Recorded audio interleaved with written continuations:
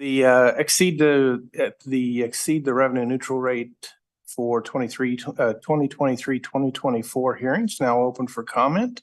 Mr. Schwinn, did you have some presentation materials? Yeah, I just have a very brief presentation for this evening because this is the opportunity for the public to speak. So just a few slides I'm going to share. This is a timeline of how we get to today. Back on June 15th, Johnson County emailed the district and said for us to remain revenue neutral, that our mill levy would have to be 55.705. I came before the board on June 26th and said, we need to be careful. We don't know yet because I don't even have my budget software yet to put the budget together. We're going to estimate high, but I anticipate once we get to the budget, we'll drop it a little bit. The board approved 72.584. I went to turn that into Johnson County on July 12th so they could print their notices. And they informed me that their form should not have included the rec commission mill levy because that's something that's handled separately. So I had to scratch out 3.05 mills for the rec commission, and then I resubmitted it at 69.534. Here recently on August 28th, the board adopted the notice that went in the paper for 67.198. You'll see that's down about 2.3 mills from what was published. And then August 30th, it actually went into the Miami County Republic, and it has to be 10 days. It's been 10 days. And so tonight is our hearing. Here is a quick snapshot of what was published in the notices versus what was published in the paper, and then also some history to the right. There are several numbers that I know scared people. One of them, if you're on the left-hand side about midway down, is the bond was showing that it was going up 54%. And I don't know about you, but if I hear my taxes are going up 54%, I'd probably be here tonight too. The truth is it did not go up 54%. And if you look right in the middle of the slide, you'll see that it's actually 16.845. So the numbers are a little misleading. You'll see that on the unified levy, that one's actually going down 10.7%. So that when you add it all together and compare last year's mill levy to this year's mill levy, we're actually going down just under 0.3%. I've said it before, obviously, to be revenue neutral would require 55.7 mills. A growing district, it's just impossible for us to do. So it doesn't matter if we go 55.8 or as what was published 67.198. If you're going over by just a little bit, you're over. So anyhow, you'll see on the far right at the very bottom kind of a history of our mill levy. This would be our fourth year in a row that we've dropped it. From 2019, it hit a high point of 67.98. We dropped it just a little bit in 2020, a little bit more in 2021. And then you'll see 22, it went down just a little bit more. And then this year it's down about 0.2 of a mil to 67.198. So as I mentioned at our last meeting, there are a lot of flaws with this revenue neutral initiative. The revenue neutral rate is based on us receiving the same exact dollars that we spent last year. And as I told you, a growing district, our costs are going up. It's just impossible for us to live on the same exact dollars as we did last year. And I've mentioned at previous meetings, the opening of a new building is incredibly expensive, and we did open up for spring this fall. The other flaw with this is that we were having to provide numbers even before the budget was formed. And so we have to estimate high. And sometimes when you estimate high, it scares people into thinking the levy's going up much more than it is. And then the revenue neutral rate for the district, the way it's calculated, is not for the same for the individual taxpayer. If people experienced a modest increase in their assessed valuation, their taxes shouldn't go up that much. Now, obviously, if they got a 15 to 20% increase in their assessed valuation, it's gonna cause the taxes to go up. The other confusing part is the numbers aren't formatted the same way from the tax bill and then the notice that went out. And then at the bottom, I show you that there's some numbers that create fears or they're just not accurate. I mentioned the 54% already. And then the other example was 20 mills. If we flip back to the other slide real quick, 20 mills under unified, 230 unified, which you see on the far left-hand column.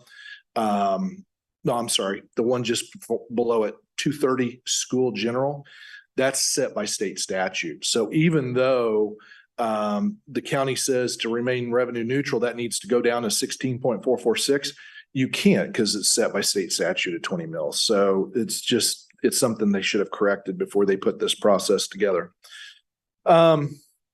So with that, it's time to open it up for public comment. And I will make a notice that there also be following a budget hearing, which a budget hearing, I'll talk about the overall budget. This first hearing is really just about the fact that we will be exceeding the revenue neutral rate. So with that, I will sit down and let the public speak. Okay. Well, thank you, Doug. We appreciate that. Is there anyone in the audience who wants to speak to the Board of Education about the exceeding the revenue neutral rate, tax rate?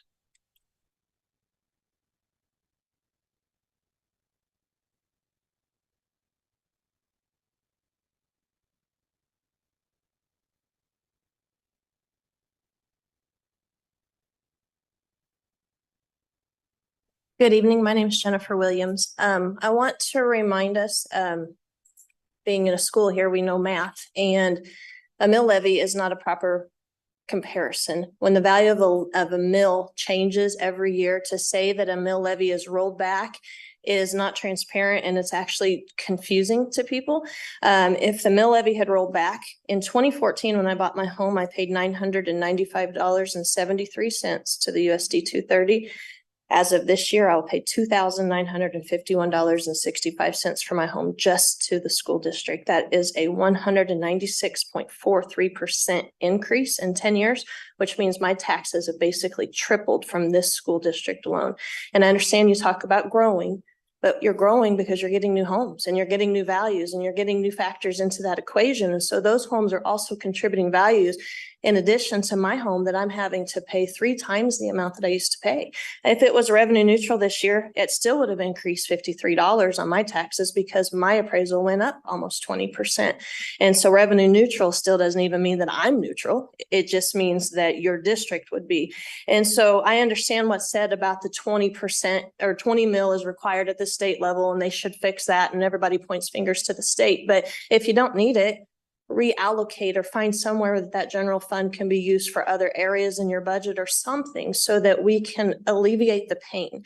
We're in a situation right now with the economy that people are hurting bad. We have senior citizens on fixed incomes. We have single income homes where mothers still like to raise their children instead of having outsiders do it for them.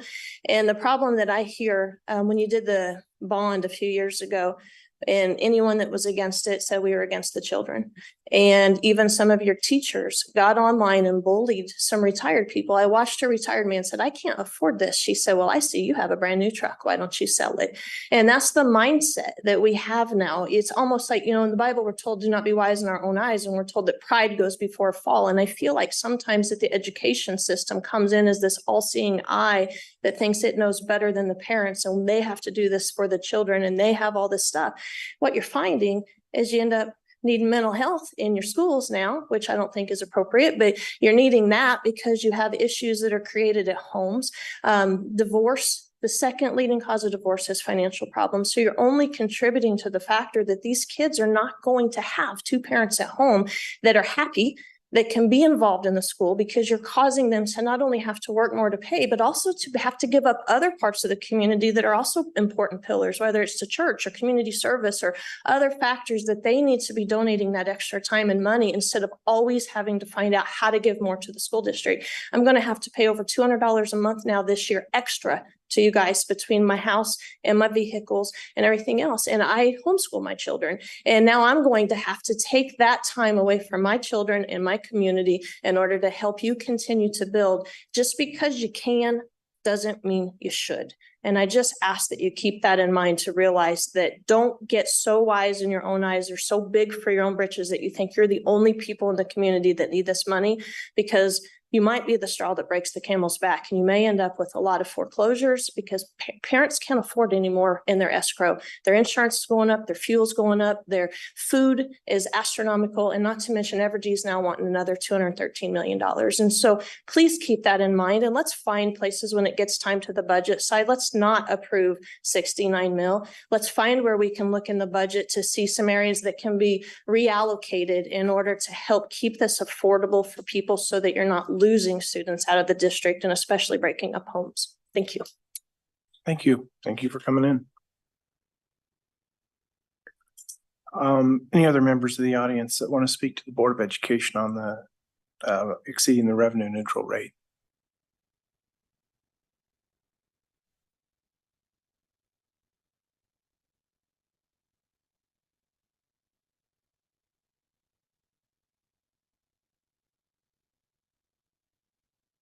Dr. Luttrell, have you received any correspondence concerning the exceeding the revenue neutral rate? I have received no correspondence. All right.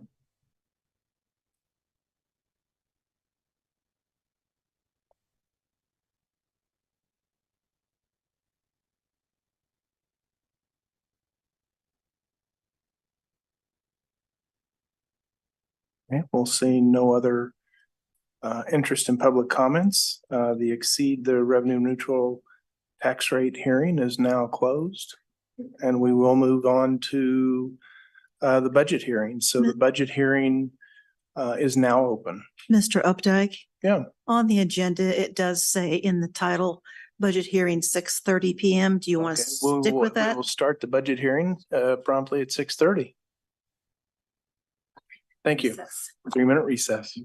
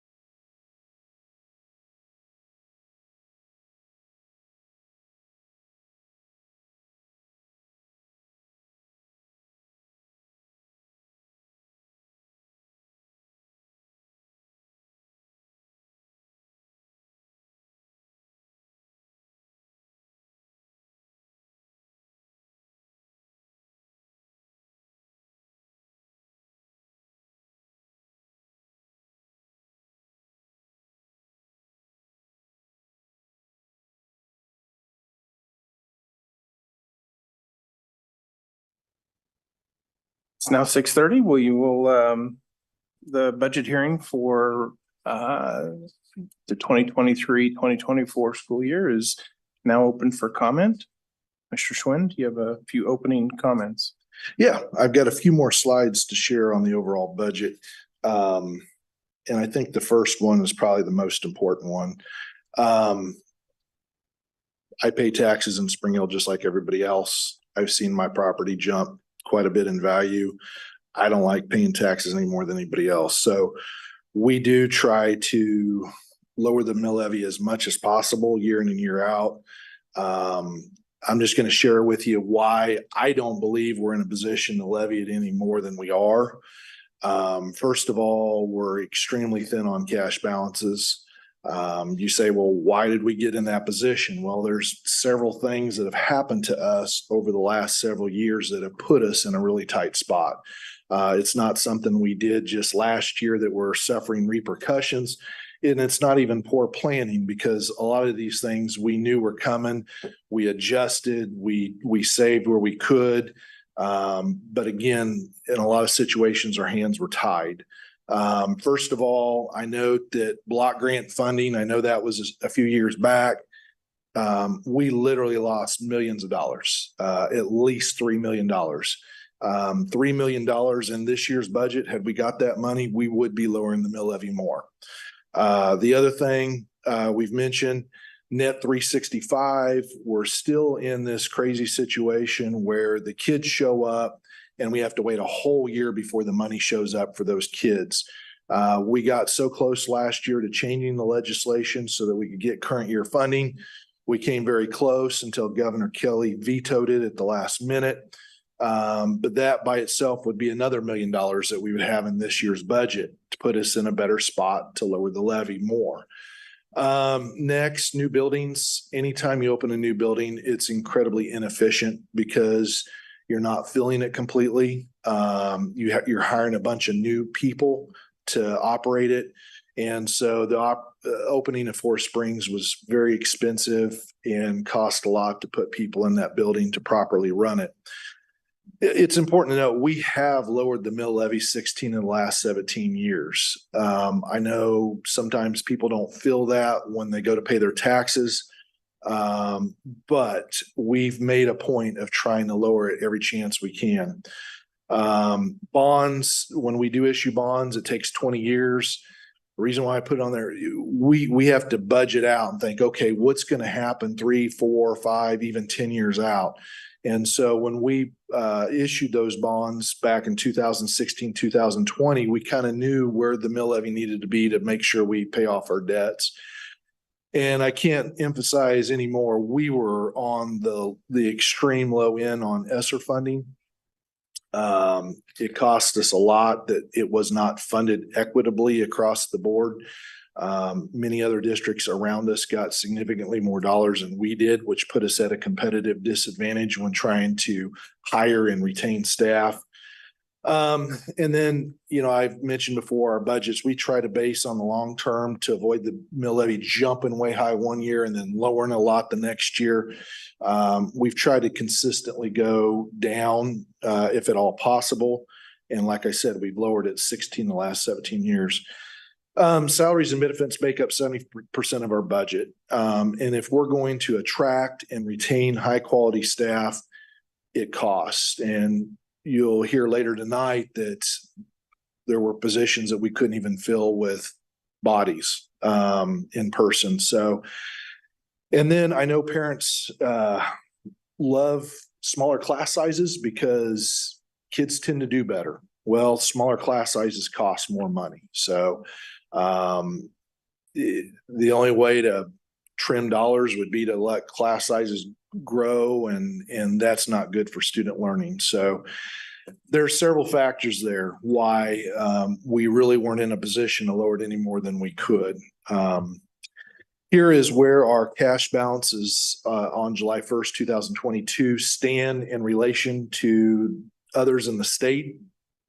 You will see that we were 23rd on the list. It's recommended that you have 2 months worth of cash balances in reserve for operating expenses. And we were sitting on basically half a month. So 45% is pretty low. And you'll see that down towards the bottoms, there's some districts out there that are sitting on a lot of money. Next slide, as I said, ESSER funding. Here's a calculation I shared a year ago, I think the first time, and I shared it last board meeting. We lost, if we would have just been at the national average for what was distributed for ESSER funding, we would have had another $9 million. We would be dropping the mill levy significantly tonight with $9 million more dollars. So I don't want to spend a lot of time going into that. I've done that at other meetings, but it really hurt that it wasn't distributed fairly. Enrollment's going up. That's no surprise. This is another, we're the ones that are growing in Johnson County. You'll see that for 22-23, we're up 2.3%. This year, we're going to be up a little higher percentage than that, but we've had consistent growth for the last 5 years when a lot of the districts around us have been flat or even some have been declining. Assessed valuation, it has had significant increases over the years. So that's definitely true. And here is our state aid. Unfortunately, as your assessed valuation per pupil goes up, the amount that you get from state aid goes down. And we are seeing a drop when it comes to repayment of our debt, that our older bonds have dropped from 52 to 49%, and our newer bonds went from 12 to 0. It's important to note when we went to the voters in 2018, that percentage was 30%. That's now 0. So now that's all on the local taxpayer to foot. Mill levy history, you'll see it used to do the wave a long time ago. I came in 2003, 2004 budget. We did build the new high school, or we passed a bond that year to do the new high school. And you'll see that it's been relatively flat since then. Here's just a breakdown if you're wondering which funds the levy goes into. We did have to increase in the bond and interest, but we were able to take away in some other areas, including extraordinary growth. And we didn't need to levy any longer in special liability expense funds, so we dropped it back to 0. What we try to do is look at the overall mill levy, and you'll see that compared to last year, again, it's going down 0.2 mils. Here's a comparison of what others in Johnson County are doing. You'll see that some of them do the wave. It goes up, it goes down, it goes up again, it goes down. People love it when the mill levy takes a significant dive, but you're going to have a big crowd when it takes a significant increase. So I've tried, over the years to make sure that's been as flat as possible or declining. We used to be the second lowest, but because of our debt and our growth, it has caused us to now be the highest mill levy in Johnson County. So, but not by a lot. Here is a breakdown of the other districts in Johnson County as far as what they've done over the years. Again, if you go back to 2014, 2015, we were at 64, second lowest. Shawnee Mission's been lowest forever and by a significant margin. We were second lowest at that time. And we've maintained, we're up about 3 mils since then. And for how much debt we've taken on since 14, 15, that's in my mind pretty impressive that it hasn't gone up more than that. Fighting for fairness. I've talked about the fact that we have to wait a whole year before we get funded for the kids that showed up in August. We estimate that amount to be a little over $1 million, which means we could have potentially gave a 2.11 mil reduction just if we could have got current year funding. And we were literally this close. The differences in state aid calculation, like I said, the old debt, we're still getting 49% paid for by the state. The newer debt, we're getting 0. We could debate all night whether that's fair or not, but it's the reality of it. Had the state been funding the new debt and the old debt both at 49%, that's the equivalent of 3.8 million. we could have dropped 8 mills just based on that number. And certainly last but not least, for many years, in the formula was a new facility weighting. And it was designed because it's expensive opening a new building. Had we got funded this year for the new kids at Forest Spring, it would have been almost 1 mil. So you add that up, and if those things would have worked in our favor, there's almost 10 mils sitting on the table that we don't have. It's important to note our promise is kept. Back when we did the 2003 bond election for 48.6 million, we told the voters it was going to jump 14.5 mils. I'm still amazed today. I was new at the time that the voters approved it. But it did jump to 68.5 today. And I apologize, that slides off. That's 67.409 from last year. It's 67.198 for this year. Then we did a bond election in 2011 for 39 million. We told voters we were not raising the overall mill levy, and we did not. We did another one in 2016. We promised that the mill levy would not go up for 2 years. And since then it's gone down. And then 2018, we went after another 72 million to build Forest Spring and Dayton Creek. And we did have to increase the mill levy 4.25 mils at that time, but now we've already dropped it down to 67.198. So again, we've tried to be as fiscally responsible as possible. There's been a lot of things over the years that haven't worked in our favor. One of the things that has worked in our favor, though, is every time we can restructure our debt and save on interest payments, we do so. And we've taken advantage of restructuring several series, and that's led to a savings of almost $10 million in interest payments. So very proud of that fact. That's been something we watch very carefully, and anytime that the interest rates are favorable, we try to take advantage of that. So that's all the thoughts I have to share at this time, and now give the public an opportunity to come up and speak as well. Okay, very good. Thank you, Doug. So is there anyone in the audience that wishes to speak to the Board of Education about the 2023-2024 fiscal year budget?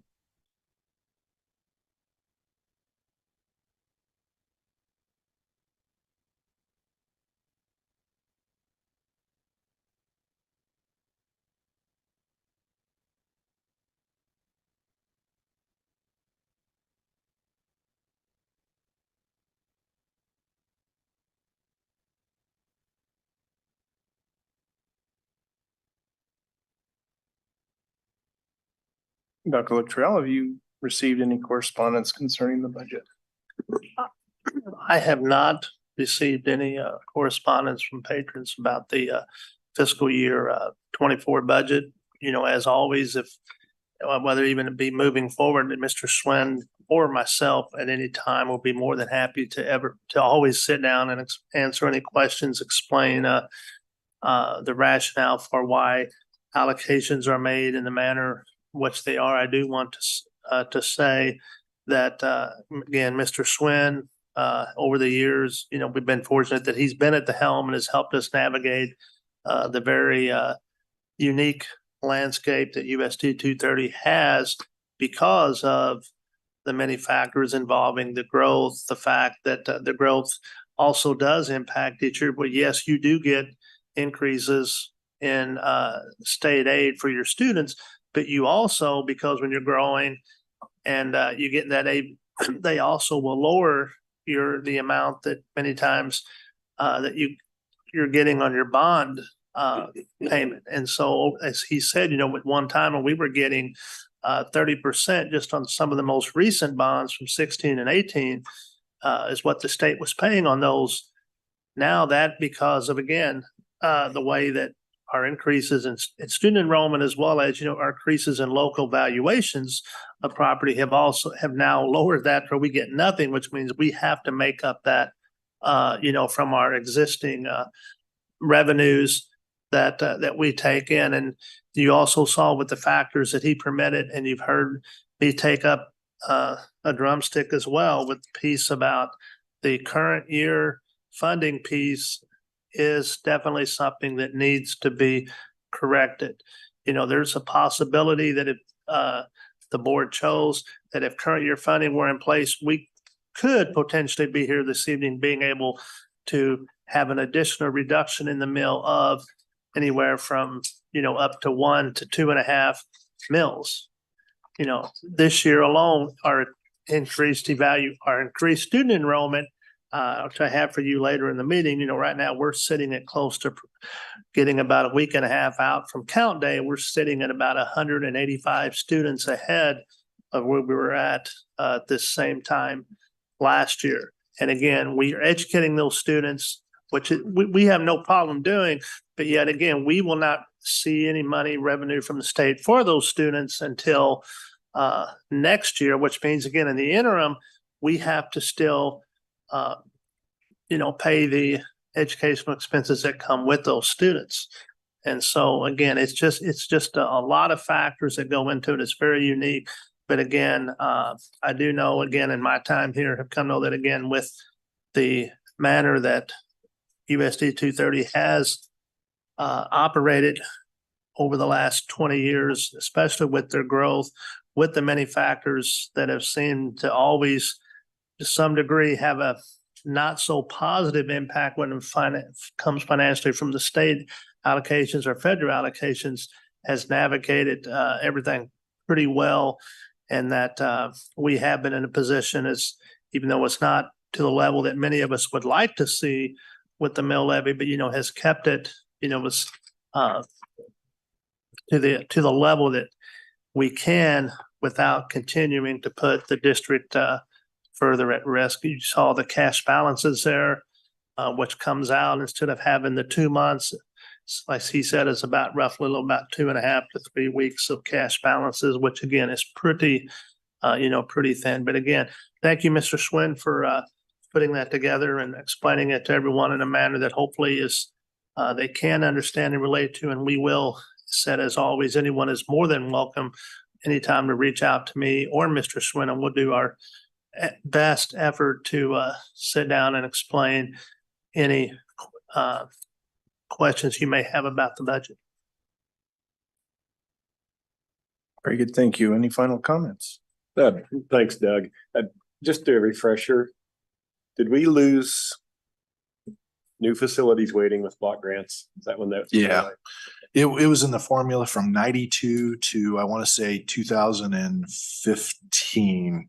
And I think that was last year. Okay. So when I first came to Spring Hill, there were years that we did get the new facility waiting for when we opened Hilltop and Wolf Creek, and then suddenly it was gone. So I never quite understood why that got pulled out. But because we were the only one really growing in this area, we didn't have anybody else to help fight for it to get it back in the finance formula. Right.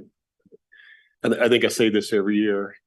We have 185 new kids possibly. We are basically educating a small Western Kansas district for free for 1 year. Yep. And I don't understand why it got vetoed. I know the state is sitting on $3 billion in cash right now, and somehow they couldn't come up with $1 million for us. It's just frustrating. Yeah. Any final comments? And Doug, could you clarify? I'm assuming that a lot of the reason that our money from the state went down is because our assessed valuation is up. So it's somewhat of an offset that assessed valuation goes up, but they take away money in the back end. So. Yes, the way the formula works, the wealthier you look, well, then they say, well, you don't need as much state aid. So they put the burden back on the local taxpayer if your assessed valuation is going up. Final questions or comments?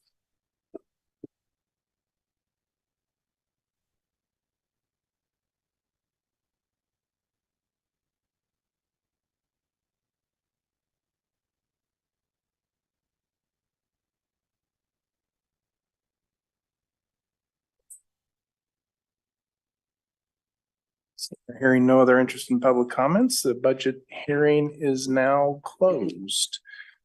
We will take a 10-minute recess and open our regularly stated meeting at 7 p.m. Thank you.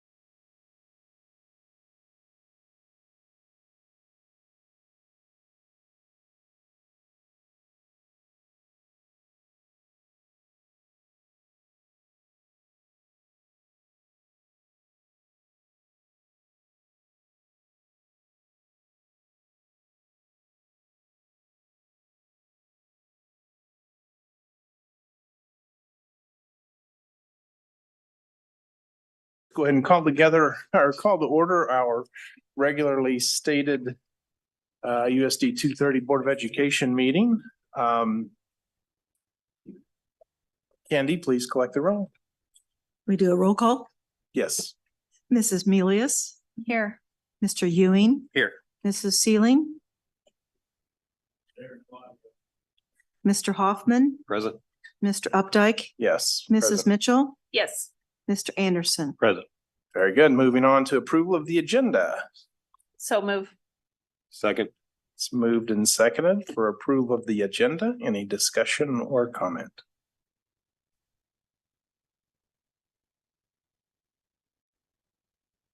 Candy, please collect the vote. We'll start the vote with Mr. Ewing, Yes. Mrs. Sealing, Mr. Hoffman, Yes. Mr. Updike, Yes. Mrs. Mitchell, Yes. Mr. Anderson, Yes. Mrs. Milius, Yes. approved. Very good. Please rise and join me in the Pledge of Allegiance. Allegiance to the flag of the United States of America and to the republic for which it stands, one nation, under God, indivisible, with liberty and justice for all.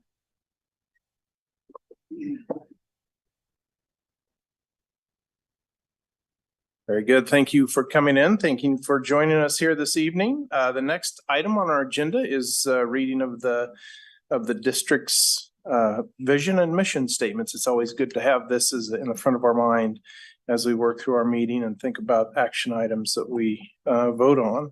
So the vision for the USD 230 school district is to maintain small town values and empower each student to achieve world-class success.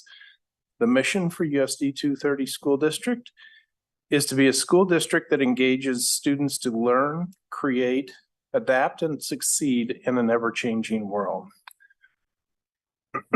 Moving on to business with individuals. Candy? No cards were received. Okay, thank you. Moving on to the consent agenda, which consists of approval of the consent agenda items, approval of the minutes of the August 28th, 2023 meeting, personnel, approval of the cornerstones of care agreement, approval of site council positions for the 2023-2024 school year, approval of the crisis management plan for the 2023-2024 school year, and approval of the facility usage guidelines. Any comment or discussion? I know that Mrs. Sealing is on Zoom and it appears she doesn't have any audio. She had sent an email today that she will not be able to make the Prairie Creek Site Council meetings because they changed the time, or the time was not gonna. So I don't know that we need to do something with approving the Site Council positions to redact her name or find someone else to serve there. I guess if there's another school she could switch with, but I don't know what the times are yet for the Yeah, two I that I think- have. I think there's some time constraints. Okay. And I'm not sure we have any site councils that are open Okay. that would meet those time constraints. Can you hear me? Hi. Oh, Hello. yeah, Hi. I think it's working. Yeah, I can't do anything at 3:30 or 3:45. I could do anything before 8 a.m. or in the evening. So my time constraints are just working hours. okay. So you can replace my name with Callie's on Prairie Creek.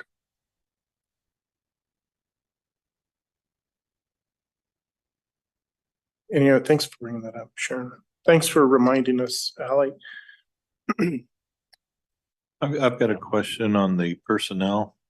It says David Londine is replacing David Londine that retired. Is it, what's up with that? That son, or is that a? No, that was correct. He is retired this past May. And his classes were very popular in a very hard to find field of certificated instructors. And because of the ongoing teacher shortages across the state of Kansas has not relaxed, but they will allow a person to retire, draw their retirement, but you can't make a deal with them of anything until they have sat out for 60 days. So when his retirement was officially, around that June 30th time, 60 days would have been up until the end of August, which then allowed us to reach out, and he is coming back and going to teach that schedule of classes, which again is a win-win for him and the district. Yeah. Okay, great. Yep. Thank you.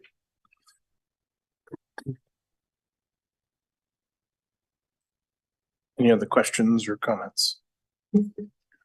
I'll just make a comment about the facility use guidelines. I know that we've talked this to death this year.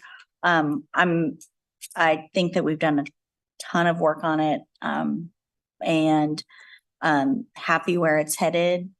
And hopefully we'll see some more updates and clarity next year. Okay, thank you, Nicole. Any other comments or discussion? Mr. President, I move for approval of the consent agenda as stated. Second. All right, moved and seconded to approve the consent agenda as stated. Any final questions or discussion?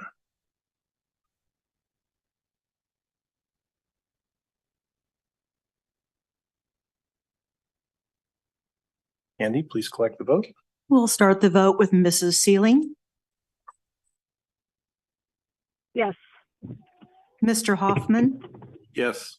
Mr. Updike, Yes. Mrs. Mitchell, Yes. Mr. Anderson, Yes. Mrs. Milius, No. Mr. Ewing, Yes. approved.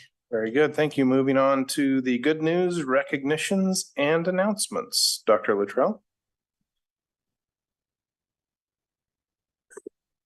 Yes, we have several things to mention tonight, and I'll do some of the general ones first. We had some students at Dade Creek Elementary.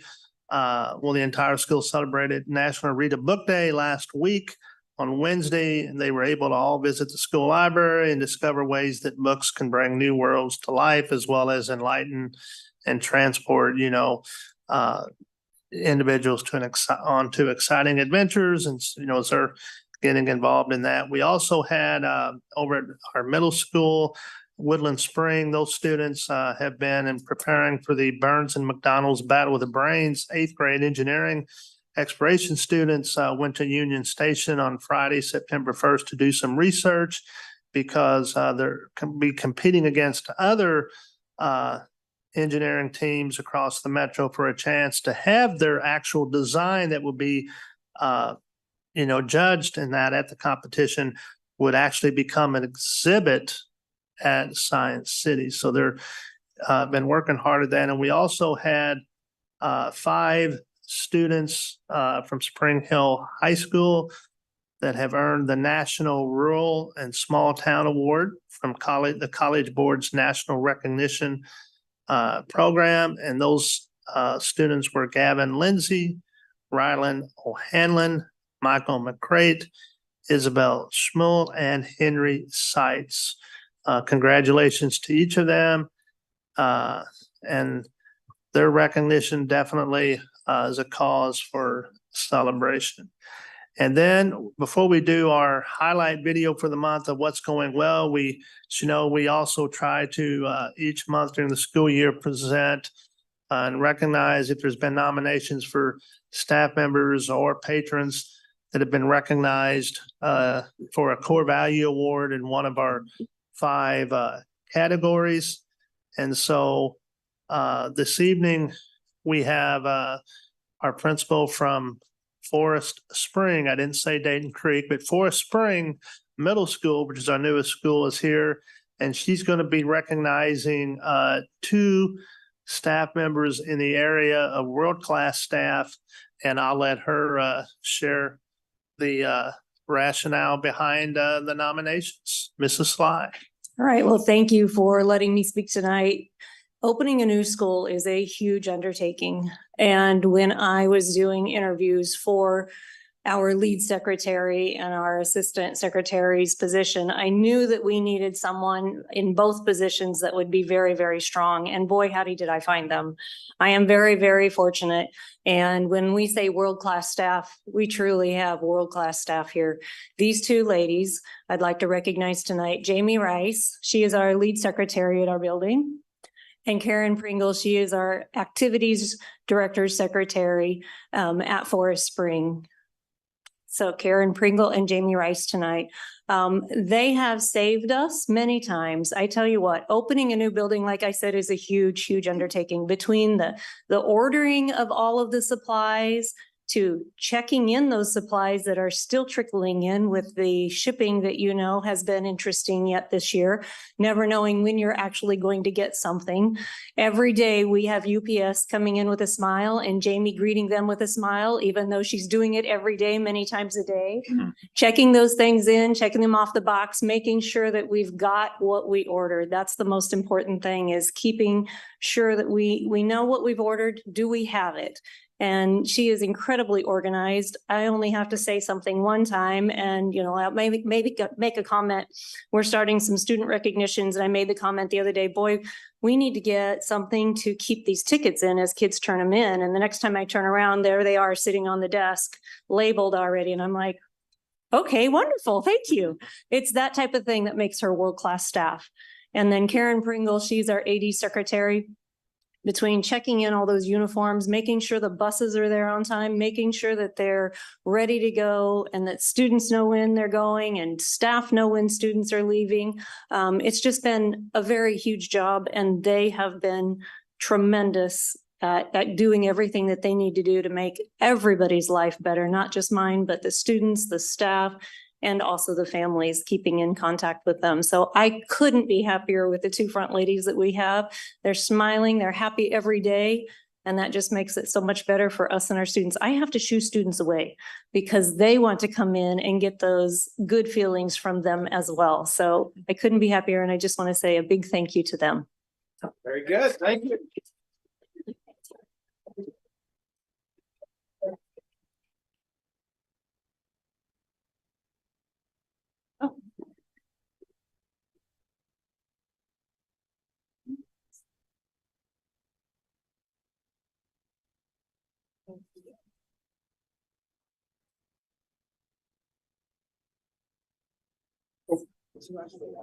Yeah. You and them. Okay.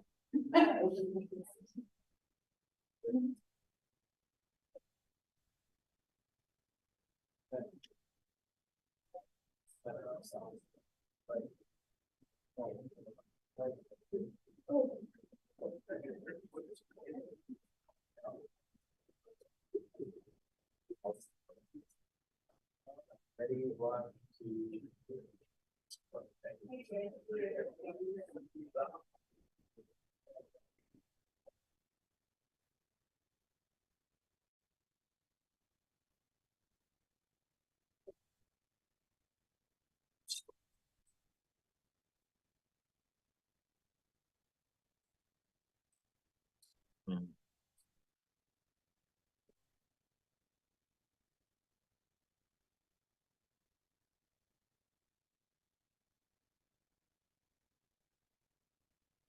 And then we have our video, what's happening. And this month, we're featuring what's going on, what's been happening at Spring Hill High School.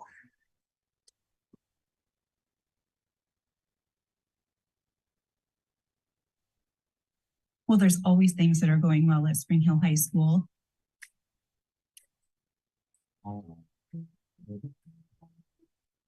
We have welcomed 12 new teachers to our building this year, and they are settling in and getting used to the things that go on in the Spring Hill School District and specifically at Spring Hill High School. This year I've noticed, at least especially my anatomy classes, that the engagement's a lot better. For the most part, I feel like they really want to be here, and I attribute that to our awesome staff to make it fun and engaging. But credit to the kids and families were getting here.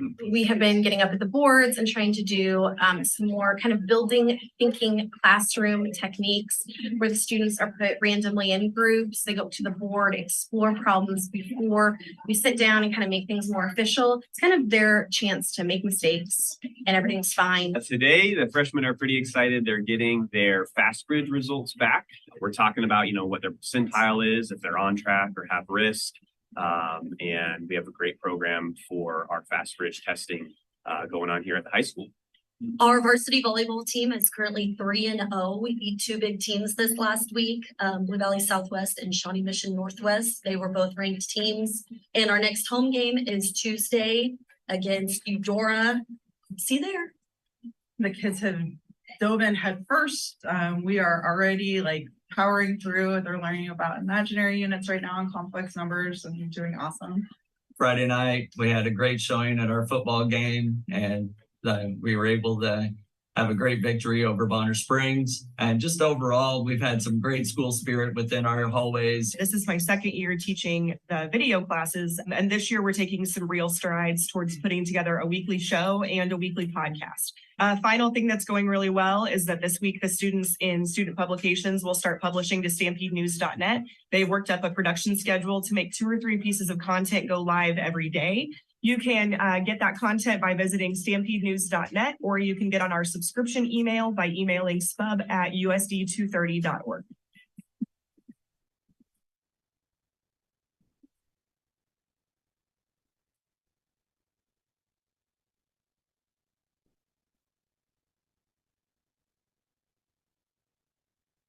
And that's my good news announcements and recognitions.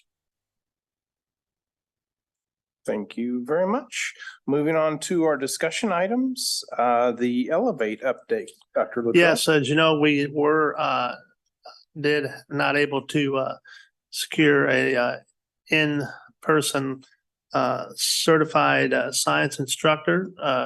We did search long and hard along with all of our other positions up until, the midsummer. And like I said, the board did give a lot of discussion, and we recommended that we go with a third party K-12 Elevate, which provides instruction in a variety of areas.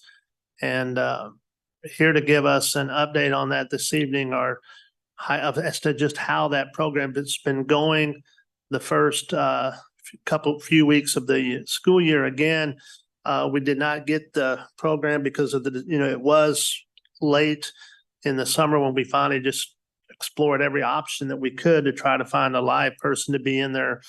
That was our person that was certified by the time it was approved. And then by the time they got secured, the first day of class that those students had with the Elevate was actually on the 23rd of August. And there are 6 sections of that, and more specifics from Mr. Williams and Dr. Smith they'll give you as to the number of instructors and just any feedback that they've gotten and that they've seen. Remember, there is also a classroom coach adult that's in the classroom each day, each hour to assist students, as needed. And so I'm going to turn this time and turn it over to Dr. Smith and Mr. Williams, and then they'll I'm sure have an opportunity at the end to entertain any Well, good evening. Thank you for letting me come and visit with you this evening. We're about 3 weeks into Elevate with our students for the integrated science course. We have 3 instructors. Each instructor has 2 classes. They are certified by the state of Kansas, and so we appreciate that going with there. I do need to give huge credit to Mr. Elliott. He made sure all the technology in the classroom was up and running. Even the morning of, he took a frantic phone call from me on a cell phone, and he was very patient with me. He came in and helped us out. And we've had a lot of great success with that. And then the classroom would not be going as smooth as it is right now without Mrs. Stewart. She's our classroom coach. She does a great job working with the kids, assisting them throughout the process, communicating with the teachers. She is always in communication with the 3 teachers, and they're very well prepared for what's going on. She has all the handouts ready to go, and they're aware of our bell schedules and challenges that we have moving forward with that. We just got done with our first assessment. A few of our science teachers actually did get to look at the first assessment and critique it, and they felt like it was right on par with what we would expect from our students with that. The students did a nice job, scored right where we would want them to be, made the progress on that. So we are pleased with that. And now they're moving on to the second unit. I think today was the first day of the second unit with that. Visually, to see what the classroom looks like, the kids on their iPads have the interactive whiteboards there. So they also see the instruction on the screen, but also on their iPads. They can do a private chat with the instructor. They can ask a question out loud. With it on the drop-down screen, you have the instructor on the left-hand side, and then you have the interactive whiteboard on the right-hand side. There is a camera in there that points towards the students, and then there's a very sensitive microphone. I'm amazed with even kids in the back, when the teacher calls on them to ask them a question, they don't talk very loud, but they're able to hear exactly what the students say with that. They are able to do physical hands-on activities. There will be labs still going on with this class to take care of that. And Mrs. Stewart's job will be make sure those are set up, ready to go for that. And so that is where we are at with the Elevate classroom about 3 weeks in. I just had a quick question because originally when we talked about this, it looked like it was going to be one instructor doing the whole day. Is that mainly because we kind of got this approved kind of late, or is it more just? I don't think that's the case. I think that you have a principal that runs a really funky bell schedule, and I think you can ask the students out there. I think the bell schedule changes on a daily basis with that. I think just to be able to meet our bell schedule and make sure that we have a consistency with that, they had to spread it across for 3. But we've been very pleased with that, and Mrs. Stewart's with her communication, being able to keep going with that. Okay. And even though we had 3 instructors, the scores have been very consistent across every hour. Exactly which classes are they? What the titles of? It's integrated science is what we call it. It's like a physical science curriculum. I did forward an article later this afternoon to Dr. Luttrell that it's a national news article about this whole thing, and it mentioned Elevate in the article, which I thought was kind of interesting. I didn't read it really thoroughly because it's right before the meeting, but I don't think it's just us. I mean, the school district they were talking about there put 50 kids in a classroom doing this. So I appreciate you guys being flexible and looking at all the options. And I will say Caleb is our person we communicate with Elevate, and he does a great job getting back to us or taking our phone calls or calling us or giving us emails when we need to. We've done a couple virtual visits with Caleb. He wants to come out and see us in person here in a couple of weeks and go in the classroom and see how things are going with that. So. Hi, Mark. It's Allie. I have a couple of follow-up questions on this. Can you hear me? Yeah, I can hear you. Okay, hi. I hope you're doing well. I did not understand, and maybe I just missed it. I didn't realize that it would be multiple teachers. And from what I understand now, it is 3 different teachers, and then we have a 4th that is a sub currently. Is that correct? No, we started out with 1 class as a sub, but then one of the other teachers was able to take it on. So we have 3 teachers. Okay. And then the other thing that I'm not sure if we should have asked more questions about this. I've heard lots of things reported back from parents and of students in those classes. Are they not able to contact the teacher at all outside of classroom times and hours? Their communications with Mrs. Stewart. She's the classroom coach, and she does some of any of the off hours help that she can help with the students, the communication during the evening time with them. And so like when we had our back to school night with the parents in there, we explained that the communication would go to Mrs. Stewart. Yeah, that's exactly what I had heard, but that she's doing a great job, and I know her. I bet she's doing a great job. I know her personally, but if they have questions about the material or about science, they're not allowed to contact the science teacher. Is that accurate? We have Giselle McDonald's been in there a few times. Katie George has gone in there, and we've had several other science teachers in the department that'll pop in there to assist. I didn't think to ask those questions before the contract signing, but I was surprised to find that out. So thank you for clarifying. Yeah, no problem.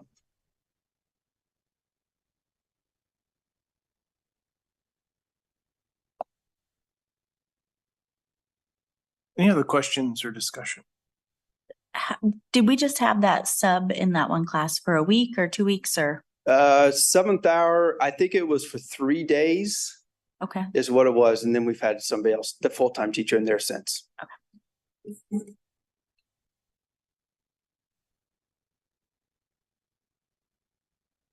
It's good to hear that the outcomes are on par with the expectations. I think that's encouraging to have students at the point are moving along at the rate that you would expect them to move along. Yeah. I think it's a combination because it's not truly virtual. It's a combination of virtual teacher, but still having an in-room class. Have you heard any feedback from other teachers, parents, other stakeholders, students? What kind of feedback are you getting? You know, I haven't heard anything. Our students are pretty resilient. I haven't heard anything from students about whether they like it or they don't like it. I think they just go into class and do what they need to do. I've been in the class several times. And I'll tell you, our students are on task and do what's from them. I've had a question from one parent about this directed towards me. Sounds like you're doing a great job in a difficult situation. Yeah, I was just going to say, you know, our mission statement is to be a school district that engages students to learn, create, adapt, and succeed in an ever-changing world. I think this covers about all of those things. So it's just kind of the world we're living in and the situations that we're dealing with. So I appreciate you guys being creative and flexible. Is there any update on continued search for an in-person teacher? The job is still posted. It's not ideal right now for a candidate to apply because usually, because they're in contract with another district or something like that. I know, Michelle, excuse me, we're going to start hitting some universities here in October, November for maybe some of those December grads, but there's not a whole lot of December grads when it comes to education. Most of them come in May. So that's kind of where we're at, but it is still posted. Yes. Thank you.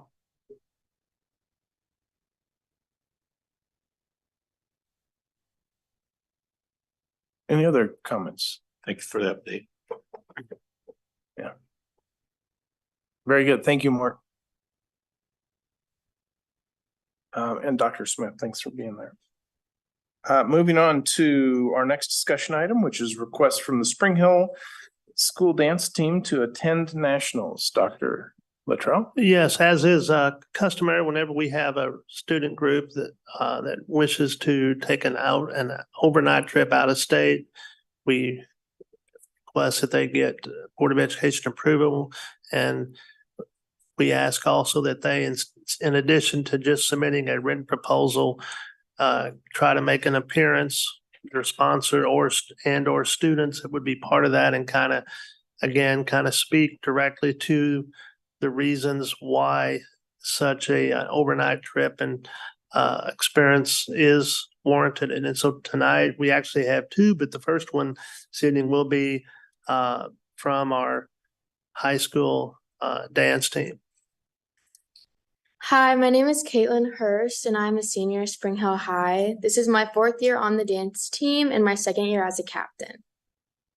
Hi, I'm Maya Parathakun. This is my 3rd year on the dance team and 1st year as captain.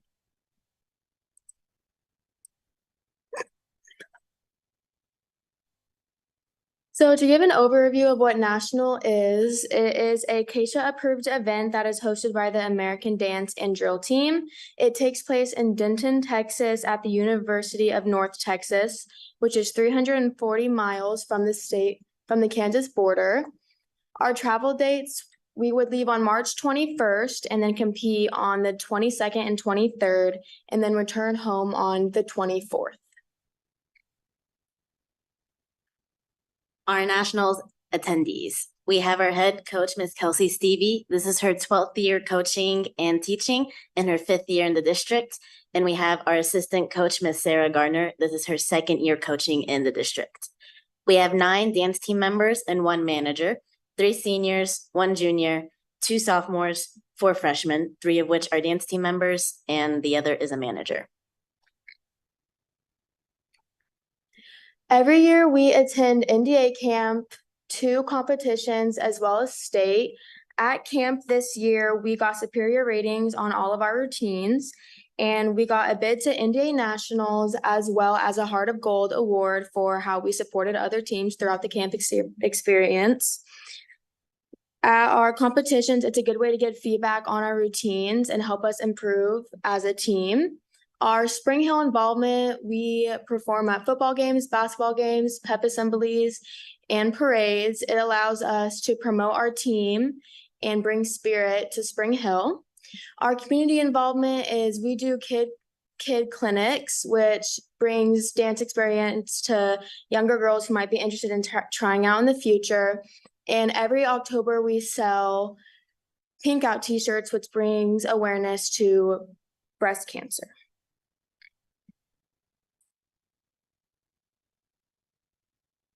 We previously attended nationals 2 seasons ago on March 22nd. We received first runner-up overall. We got a Division I rating for our lyrical team routine, as well as first runner-up for that, and received a Division I rating for a POM routine as well. Our goals this year are to take 3 routines, so we are eligible for the National Championship Award, as well as receive Division I ratings across the board. Okay, the benefits of attending nationals would be we would be able to represent the state of Kansas, the Spring Hill High School community, and just the community in general on a national level. It would expose us to other teams and different styles of dance that we could bring back to our team. And it would allow us to work on teamwork, dedication, and overall improve as a whole team.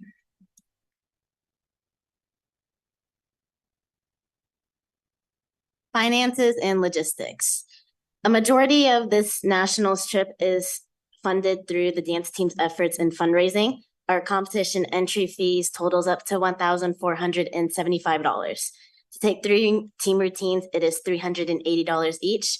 And for 1 officer's or captain's routine, it is $335. Lodging will be $1,450. We will be staying at Best Western Plus Denton. It is for 3 nights, it is at $119 a night and 5 rooms total. The families of each dancer will pay roughly $100 to $200 per dancer out of pocket for things like food and miscellaneous things. And we request that the district provides 2 Suburbans. All right, and that will be all. Well done. She covered a lot of information there. It's well-rounded information. Good job. My question, I think, is for your sponsors as far as the sponsors or the overseers of folks, and how many of those do you have? We have 2 sponsors attending, and Uh-huh. oftentimes parents will go as well, but it'll be myself and then the assistant coach is Sarah Gardner. Okay, and what's the total number of people? We'll have 10 students. Okay. And then two sponsors. Okay, I was just thinking about those Suburbans. I think it's very standard for the district to provide the Suburbans for your use. It seems like a fantastic opportunity to get out and meet some new folks and see some new types of dance and get ideas. Did you have some ideas the last time you went in 2022? I think you're both on the team, right? Or did you both go? Yes, we also managed to meet another team there that had the exact same name. They were also called the Spring Hill Dazzlers. Is that It was fun because the rest of the time we cheered each other on and we got to make new friends. Nice, good. Any other?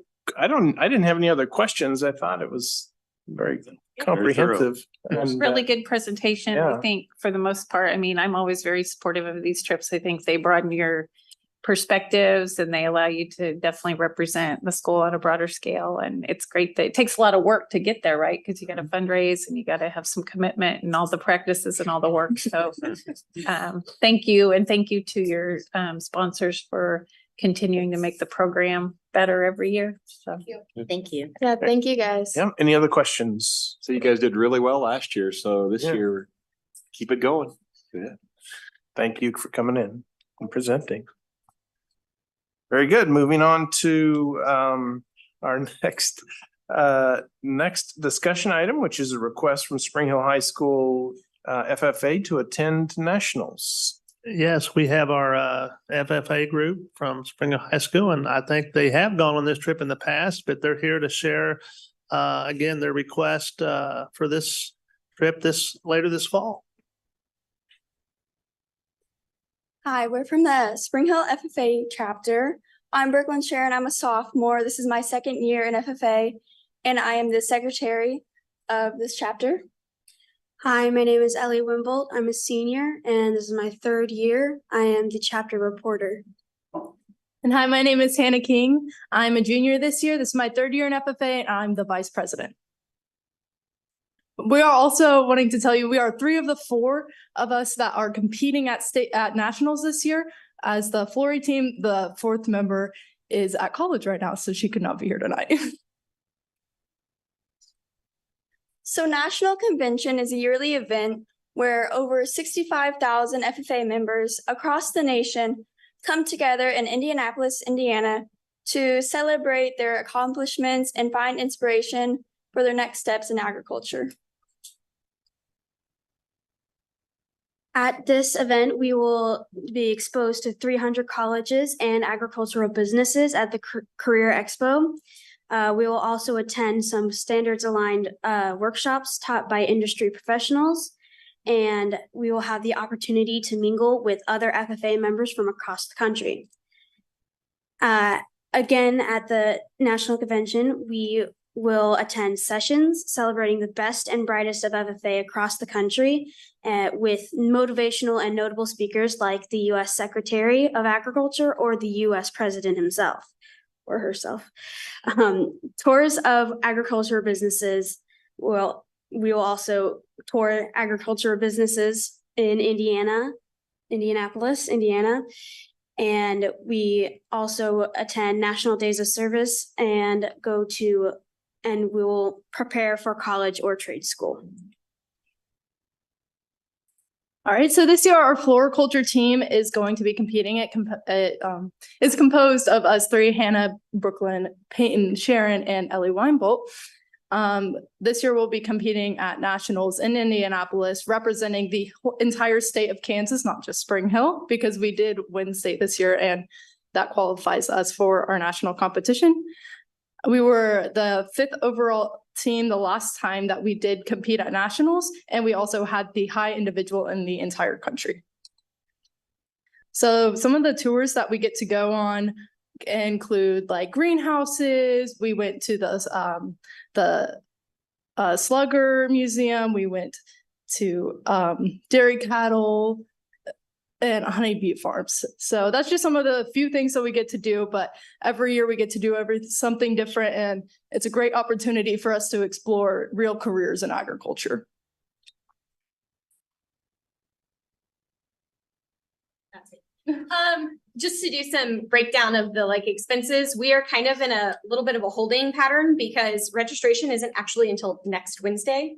So I will be refreshing at 6 p.m. trying to get tours and things like that. Normally we don't present until the next school board meeting because I don't have those figures, but we're doing it today. So we also booked our hotel room through the National FFA block. So all the hotels that are very close to the convention center, National FFA actually books all of them out, and then we register through them, but they won't release what hotel we're actually in until we register. So I don't have really any of the cost breakdown, but I do have last year's cost breakdown. And it really was roughly about $275 per kid. Our FFA alumni chapter, which is kind of like our booster club, they donate to cover the additional expenses for their hotel rooms because that is the pricey expense there. We've got 15 members attending with 3 chaperones, 2 female, 1 male, myself, and we are actually hosting a student teacher next spring who will be chaperoning as well. And then Jackson Alex is one of the biology teachers at the high school, and he will be coming as the male chaperone. We leave on Halloween, which is breaking all of their little hearts because they don't want to be in a car for 11 hours on the way out on Halloween.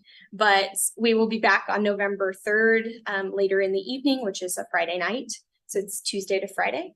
And like I said, we don't have a final expense report until officially the 27th because all of the So the registration for tours, hotels, and general registration doesn't open until next week. And then the week after that, the additional things that we fill our schedule in with will open. So the 27th will be when I have a final itinerary.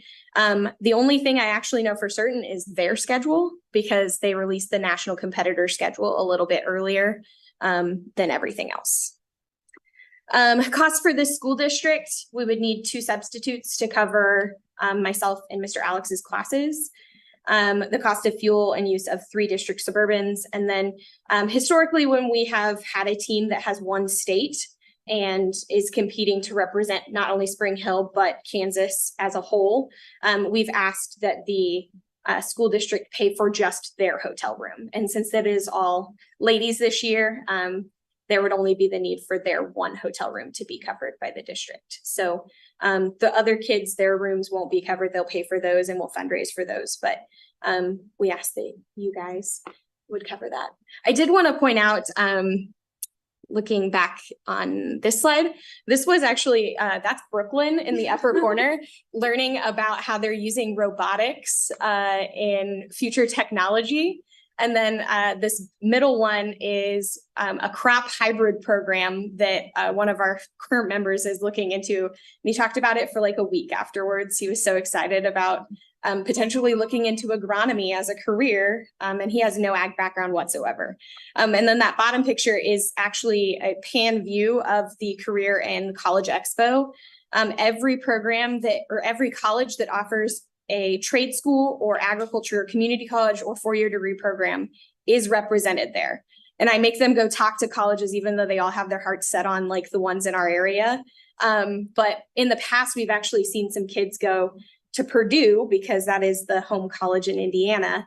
And they had this really big get up of a booth, but it kind of forces them to look at colleges I don't think they would ever dream of attending because they didn't even know it existed. So it's pretty cool. They also really like the free stuff because you can get in line and area will give you free hats and things like that. And the kids are just goo for that. But yeah, that's about it. That career fair looks amazing. I think they can all agree, because they've all gone before, that that's the best part. Yeah. I just thought of this question. I should have asked the dance team also. I mean, a lot of us like to support the clubs and stuff. What are your 3 main fundraisers that you do? Or your biggest ones are? The biggest one that we do for just our chapter is we sell fruit and meats, and I guess cookies. They're kind of like a dessert thing. We do that in the fall right before national convention. And then we do a lot of concession stands. I actually have a popcorn oil on my sleeve because we just worked the freshman football concession stand before coming here. That's our pretty dominant ones. And then we actually have an alumni auction. They fundraise to pay for our hotel rooms and things like that. And it'll be March 2nd this year, I believe is the Saturday. But we get donations from all over the community, and they have a live auctioneer come in and they auction all that stuff off, including some of the kids' projects, which is really cool. Ellie does a lot of art that we auction off. We had a kid make a horseshoe cross last year. We have a bunch of kids with lawn mowing businesses. So if you need your lawn mowed, you can get it really cheap from an FFA member at that auction. And they model walk for us. It's a very good time. So I do encourage you to attend that. But those are our probably biggest 3 fundraisers. Thanks. Of course, very supportive of these kind of trips and stuff. Has there been any discussion about bringing this convention back to Kansas City? There has. So 2028 will be the 100th year of FFA, which was established in Kansas City, Missouri.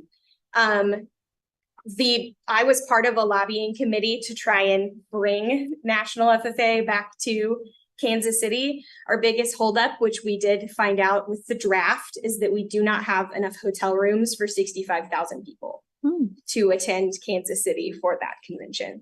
We also don't have a covered arena because we actually have to have most of our sessions in Lucas Oil Stadium where the Colts play. And if we had to do that in Arrowhead in November, it would be a little chilly for the kids in official dress. So I don't know if you can see in the picture, the girls are wearing skirts. So that would be not very fun for them. So So I don't foresee it. We've kind of gotten to the point that we've outgrown pretty much every major city in the United States. Currently, they only look in the central part of America for travel purposes. They don't want to make anybody have to fly from one end of the country all the way to the other. So we're pretty limited, and I think we're going to end up stuck in Indianapolis for until we outgrow it, I guess. Interesting. Very good. Any other questions? It's a great organization. Thanks for coming in. Yeah, appreciate Well done.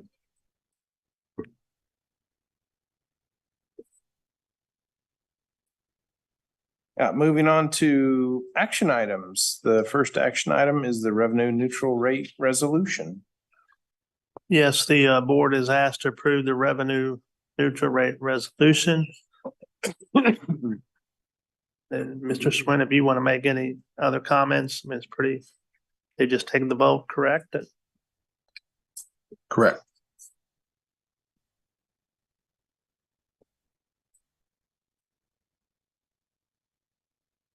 Mr. President, I move that the board adopt the revenue neutral rate resolution A as presented.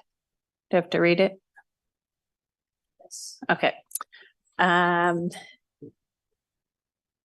Let's see. The resolution expressing the property taxation policy of USD 230 Spring Hill, Kansas with respect to exceeding the revenue neutral rate for financing the annual budget for 2023-2024.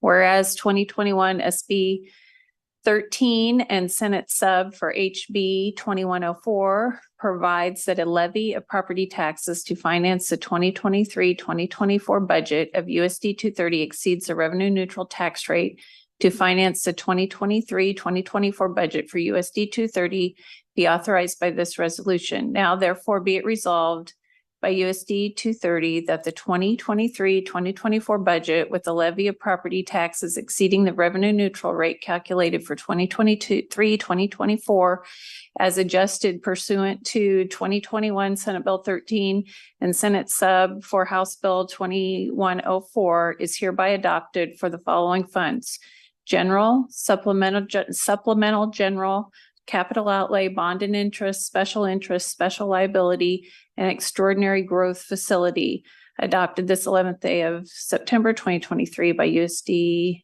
230 Spring Hill, Kansas, and Johnson and Miami counties, Kansas. Second. It's been moved and seconded to accept the revenue neutral rate resolution as read. Any final questions or comment?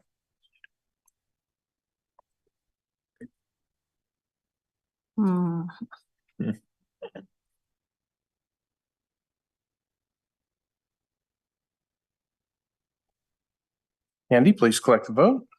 We'll begin the vote with Mr. Hoffman, Yes. Mr. Updike, Yes. Mrs. Mitchell, Yes. Mr. Anderson, Yes. Mrs. Milius, Yes. Mr. Ewing, Yes. Mrs. Sealing. Not on. Approved. Very good. Thank you. Moving on to our second action item of the evening is the approval of the budget. Dr. Littrell. Yes, again, the board is asked to, just as with the revenue neutral, to approve the fiscal year 24 budget, which Mr. Swin did kind of go through earlier. And you also, there was said on the budget actually is, you presented a copy of that both online in the file as well as a hard copy. And it also, the budget 23-24 for all the patrons out there is available on the district website on the budget page, very detailed. And so you can go there and access that as well. But it is that document that which would guide our allocations and that for this school year is what you are approving, and all that is based upon, the mill levy that was presented.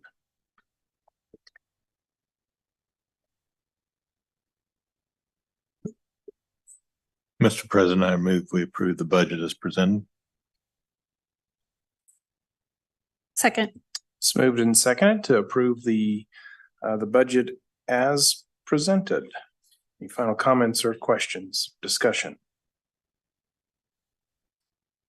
I just want to say that think Doug does a great job. I'm a numbers person too, and I think he puts a lot of information, time into this. So thank you very much. I still have a lot of questions and, I struggle a little bit with some of this, the amount of dollars and knowing where we are just financially, our community is.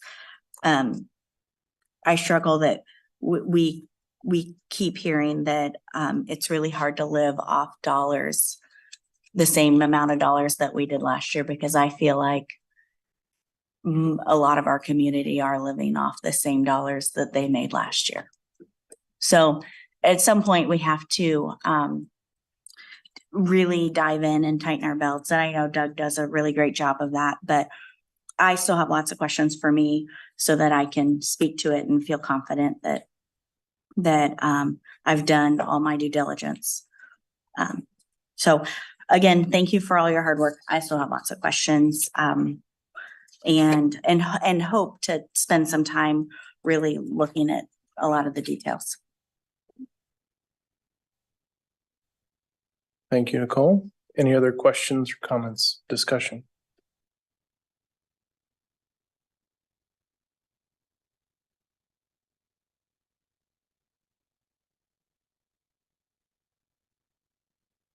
Andy, please collect the vote.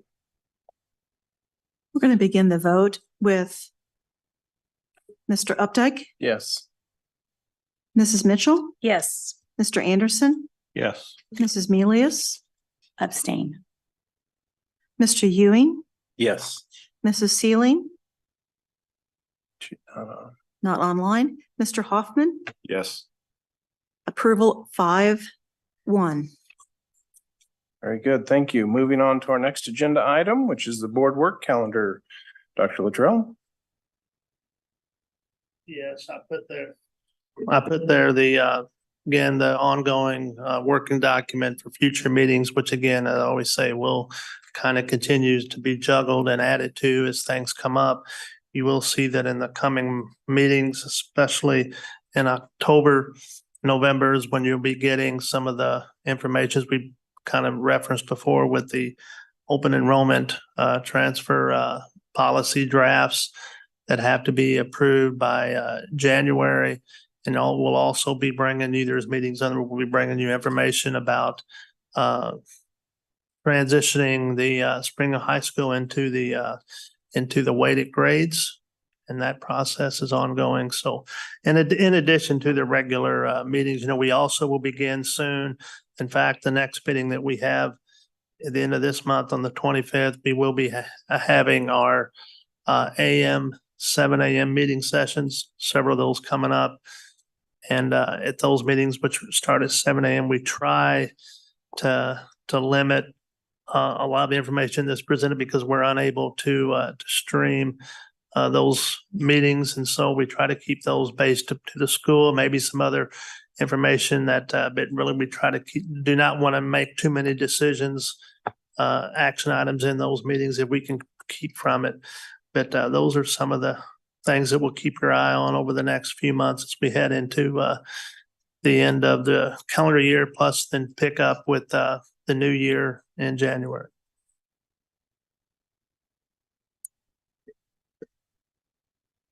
Okay, very good. Moving on to Board of Education member reports. Any reports? Dr. Luttrell and I attended the KESB Legislative Advocacy Platform, one of 10 meetings that they hosted. It was the first one they hosted in Leavenworth last Tuesday. What day was it? I don't know. Tuesday. Monday. Tuesday was after Labor Day. Yes, Tuesday after Labor Day. So I do have a copy of the draft of their platform with the changes from last year. Dr. Luttrell did a very good job of the current year funding was not part of their platform, even though I think you guys have met with them.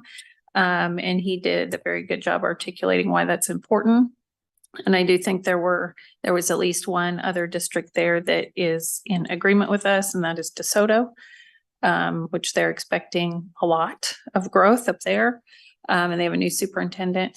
They did have these available. So I don't know whether they give them to Candy or just pass them out, but they're some statistics about Kansas schools that to help board members maybe field some questions that people may have about kind of how education, the state of education at the state level, like across the state is compared to other states in the union.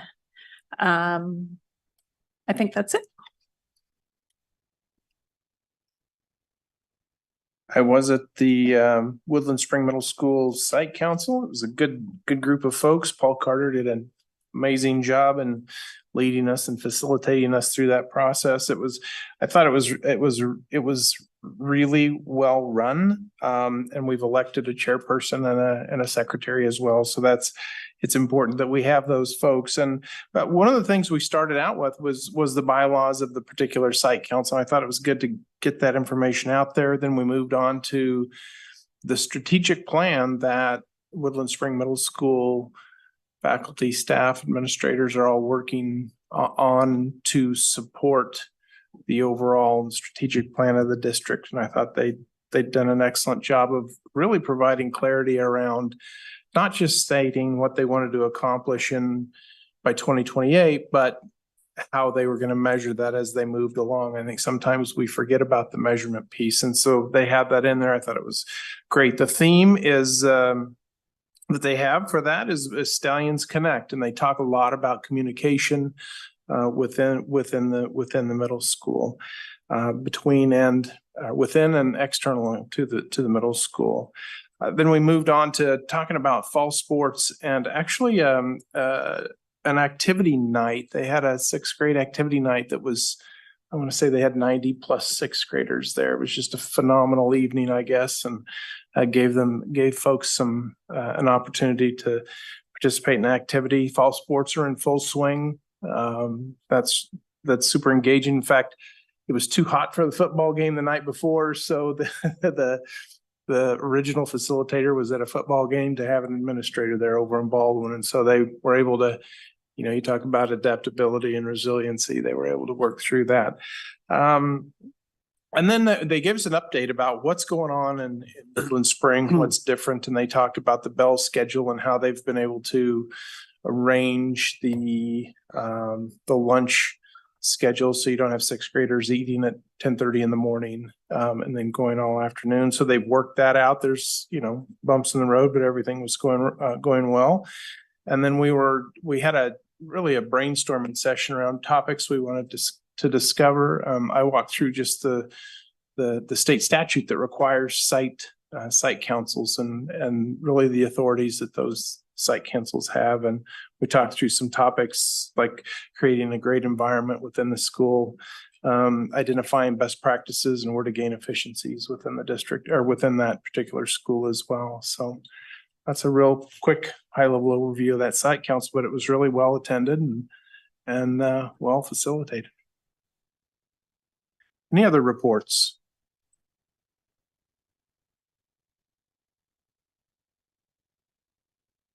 Well, Dr. Luttrell, let's move on to the superintendent's report. Yes, thank you. The only 2 items that I have in my superintendent's report, I want to echo what Mrs. Mitchell said about going to the KSB legislative meeting, listening to her meeting last Tuesday. And again, we continue to beat the drum about current year funding.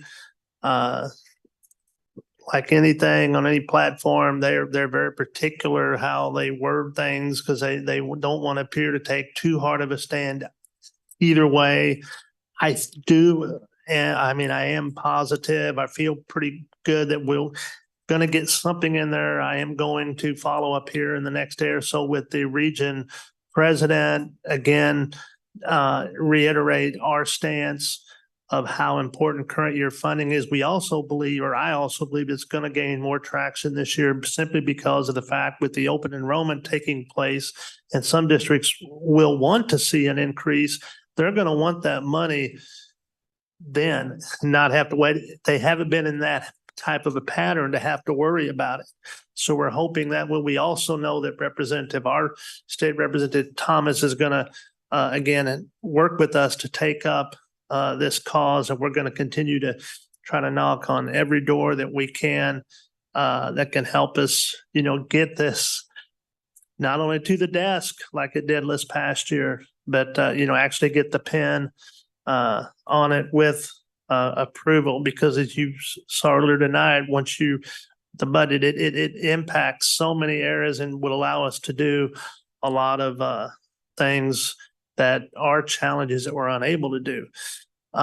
So again, and there will be, I know that Johnson County as a whole, the Johnson County school districts, the other 5 do meet, and they do also every year publish a legislative platform, which does get, quite a few eyes on it from legislators, because there are some, as not only Spring Hill, but there are some very, very large enrollment-wise school districts within Johnson County. And so if you have something on paper as part of that platform, it's going to at least get a look. And I know that last year was the first time that each board president and superintendent met sometime late in the year, early January, and kind of tried to draft an overall platform. Last year, we did get a sentence or two in that page platform that was sent to the legislators about current year.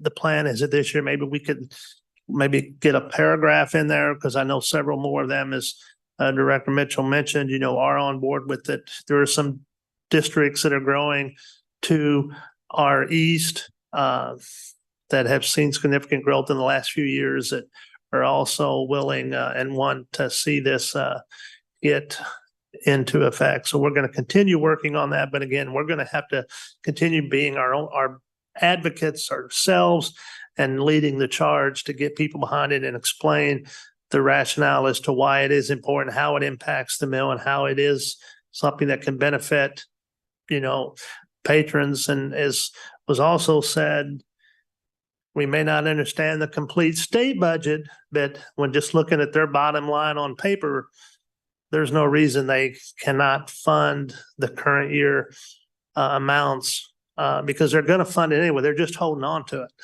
So, okay. And like I said, and it was in place at one time up until about 2016 or so. And, it just got stripped out of there. But moving on to our enrollment, like I said, we're about 7-10 days out of count day. Like I said, our Skyward, Mr. Elliott, does a great job of his staff tracking that, making sure that we have accurate numbers. And so they'll be, combing over that the next 7 to 10 days, but it's settling down. And I gave you an update 2 weeks ago, but right now, as of this afternoon in our Skyward, which again, it'll still be fluid, but we were sitting right at 3,965 students. And that includes pre-K. Now remember, all those pre-K students not necessarily are full-time. Some of them we have half day, depending on how long we serve them. But the other students, grades K through 12, are basically have a full-time schedule. We also have a few individual students that graduate, but they stay until they're 21, to the adults, usually the high need. And we have, 5 of those students that are included within that 3,965 counts. I think we'll be pretty close to that, which if we hit that close mark, as we said earlier, we're going to wind up probably anywhere compared to last year's count day number, in about that 170 to 185 range, depending on where we settle at. And then, although this current year, we're getting paid on close to that 3780 number. But we're at, that's when they say current, we get prior year is what, so we're being paid this year on last, that's the number, even though we have 3965. And then as I chuckled the last time was that you were at 3965. And then as we know, our demographer every year that assists us on our numbers, did some recalculations after coming out of the COVID last year. And right now, his number that he projected for us pre-K through 12 was 39.66. So we're one off right now with that. So I think that's pretty good. If we'd have let him have the time he wanted, he probably would have got that one. You know? We shortcutted him. Very true. Hey, but that's my superintendent's report. Very good. Thank you.